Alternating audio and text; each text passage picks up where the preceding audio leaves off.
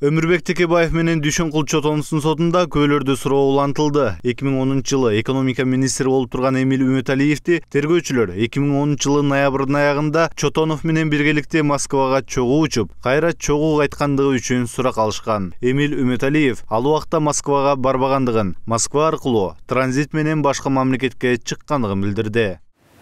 Эч жака барган эмеспиз. Мен дегиле өзүм Москвада ошол айтылган күндөрү болгон эмесмин, анча күн, анча түн. Мен ал жерде транзит менен өткөн болушум ыктымал.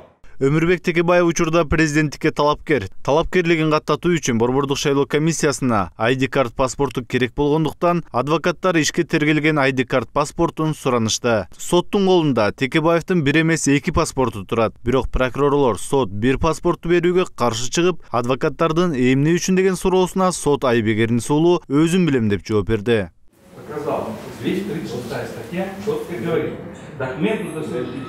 Паспорт гражданина. Данный там 2 паспорта. Мы ходатайствуем о том, чтобы нам выдали этот паспорт. Вопрос не выбрали. Вопрос в том, что дайте нам второй паспорт. Вот и все. Ну тогда аргументируйте. Опять прокуратура. Ну зачем нагнетать это? Ваша честь, там 2 паспорта. Удостоверяющих личность есть. Кто смог голову. Өмүрбек Текебаев сот менен прокуратуранын буга чейинки өзүм билемдигине салкын кандуулук менен мамиле кылып келе жаткан. Бирок паспортту берүүдөн баш тарткан соттун өзүм билемдигине чыдай албаган Текебаев паспортун талап кылды. Мен биринчиден эмне үчүн мен паспортун экинчи паспорту бербей атканыңызды мен түшүнбөй атам. Менин көздүгүм тасталган. Биреме тегилеп мен бул сөздү бар айтам. Зор емес шешім. Ал паспортты беришин мен талап кылам. Келтирилген өтүнүч боюнча да айтам. Мен ал паспорттун беришин талап кылам. Коопчулар аркылуу дагы, Борбордук шайлоо комиссиясы аркылуу дагы талап кылам. Азыр сиз деген сизге сөз өтүнүч боюнча Мен паспортумду талап кылам. Мен дагы бир жолу айтам, мен паспортумду талап кылам. Эмне бербейсиңер? Өзүм билеп өтүгүмдү төргүлөм деген анан болуп калды. Эмне үчүн менин конституциялык укугумду камсыз кылып, менин укугум чектелген жок. Мен көптөгөн граждандык тиги иш-чараларды жүргүзгөнгө сыртчат акым бар. Силер арыз кылган мүлктөн башка бардык иш-аракеттер жасаганга мен толук укугум бар. Эмне үчүн менин паспортумду бербей, ага чек коесуңар? Эгерде ал жерде документим жок болсо бир жөн эле. 2 документ турат. Керек болсо мен үчүнчүсүн дагы алып келип берем. Бирок мага ID паспорт бүгүн керек. Эмне үчүн жөндөн жерде өзүмдү билем, өзүм билем деген болбойт бул жерде. Бул жерде маңыз болуш керек, логика болуш керек, адамдын граждандык конституциялык укугу колдонуш керек. Өзүм билем деген болбойт. Өзүм билем деп калдың сен. Өзүм билем өтүп калдың. Эмне үчүн паспорт бербейсиң? Мен өзүм билем деп болбойт деп айтып атам. Мен өзүм билем деп болбойт деп атам. Басат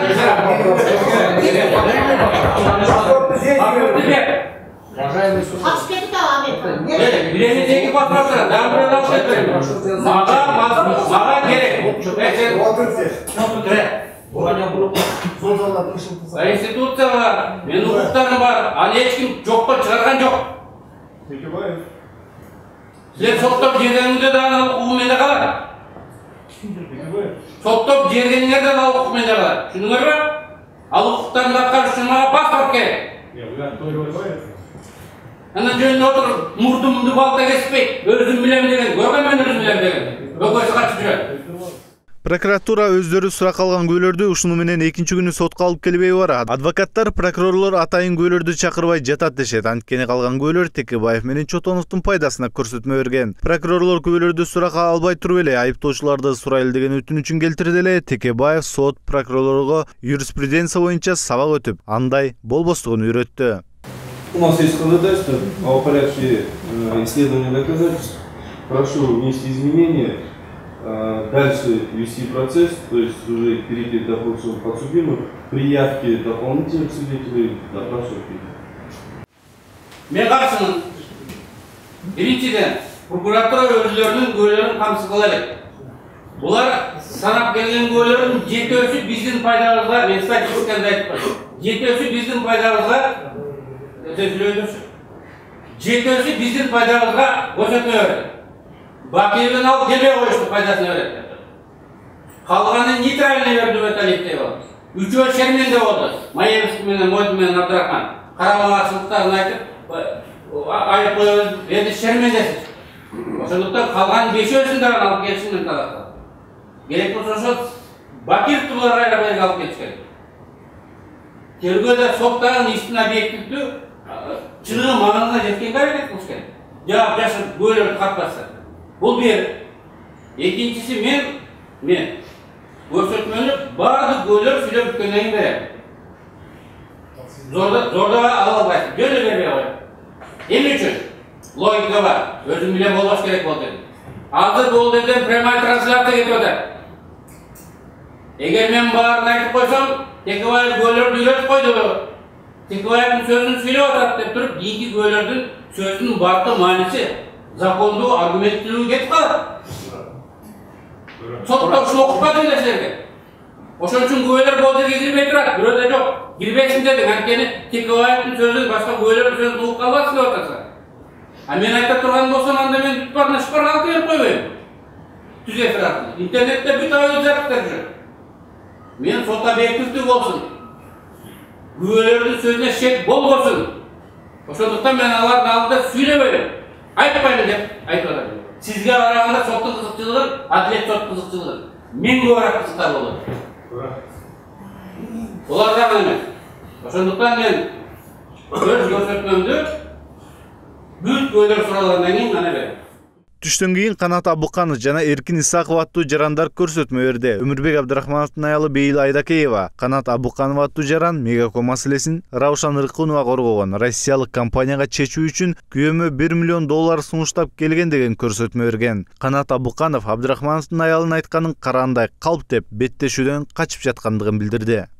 По этому поводу я могу официально заявить, что это ложь, вымысел и клевета с ее стороны, на что я был в следственном отделе от ГКНБ, у нас должна была состояться с ней очная ставка. Я приходил 3 дня, она так и не явилась. И по сегодняшний день для меня тоже остается большим вопросом, почему она дает такие показания. Көрсөтмө берүүгө келген күбө Эркин Исаков прокурорлор менен тергөөнүн ашмалтайын чыгарып салды. Тергөөчүлөр Эркин Исаков аттуу жаранды $1 миллион көргөм деп көргөзмө алууга аракет кылган дейт адвокат Канат Хасанов. Бирок Исаков сотко келип Модинди тааныбастыгын, $1 миллион укпагандыгын дагы, көрбөгөндүгүн дагы билдирди. Знакомы ли вы с гражданином Российской Федерации Модином? Если да, то по каким обстоятельствам вы познакомились? Нет, с Модиным я не знаком. Нет. Что вы можете показать по обстоятельствам передачи Маевской «Экспресс» $1 миллион США? Я ничего не могу сказать по этому поводу. Я ничего не могу сказать. Я впервые об этом. Я только об этом узнал со средств массовой информации. А вот в декабре 2000 году в кабинете Текебаева в Белом доме вы были там? Когда были граждане Российской Федерации, вы были или нет? Не были. Нет, я не был. Учурда сурала элек прокурорлор чакыра турчу дагы 3 күбө калды. Ал эми эртеңден баштап адвокаттардын 40тан ашуун күбөлөрү көрсөтмө бере баштайт. Айыптоочулардын 7 күбөсү Текебаев менен Чотоновдун пайдасына көрсөтмө берсе, Маевский, Модин, Абдрахмановдор айткан сөздөрүнөн жаңылып, эмне кылып салышканын өздөрү билбей калды дешүүдө. Марат Төлөмүшұлы, Ринат Элеманов, Сентябрь.